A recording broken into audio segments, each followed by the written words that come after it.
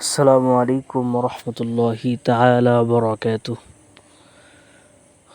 সম্মানিত প্রিয় বন্ধুরা, আপনাদের সাথে আমি আজকে হাদিস শেয়ার করব। একটি গুরুত্বপূর্ণ হাদিস। আপনি রিজিকের জন্য অনেক দৌড়াদৌড়ি করি, অনেক চেষ্টা করি রিজিক পাওয়ার জন্য। আসলেই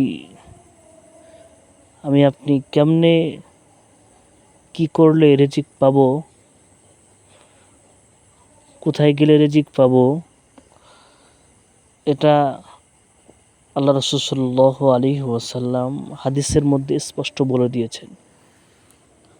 আসলে হাদিসটা আমরা অনুকরণ করি না, সেই জন্য আমাদের এত পরিমাণ রিজিকের জন্য ছুটতে হয়।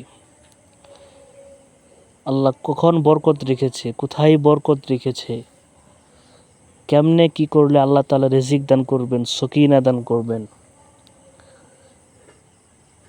আমরা ওই বিষয়টা জানি না, জানার চেষ্টাও করি না। অথচ আল্লাহ তাআলা সকল কিছু প্রকাশ করে দিয়েছেন দুনিয়াতে, যে এই কাজগুলো করলে আল্লাহ তাআলা এই পুরস্কার দান করবেন। যেরকম হাদিসটা এরকম যে ফজর নামাজ এবং ফজর নামাজের পরবর্তী যে সময়টা, এই দুই টাইমে যদি কোনো বান্দা ঘুমিয়ে থাকে, ফজর নামাজের সময় এবং ফজর নামাজের পরের যে সময়টা, এই দুই সময়ে যদি বান্দারা ঘুমায়, তখন কি করা হয়? আল্লাহর পক্ষ থেকে ফেরেশতা পাঠানো হয় এই দুই সময়ে রিজিক দেওয়ার জন্য।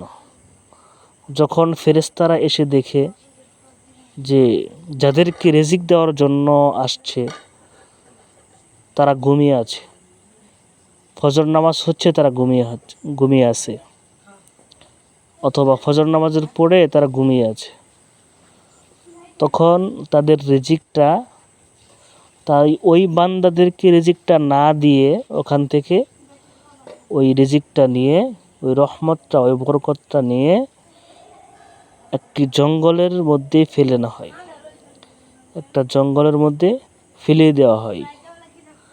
তাহলে আমাদেরকে রিজিক দেওয়ার জন্য আল্লাহ তাআলা প্রস্তুত।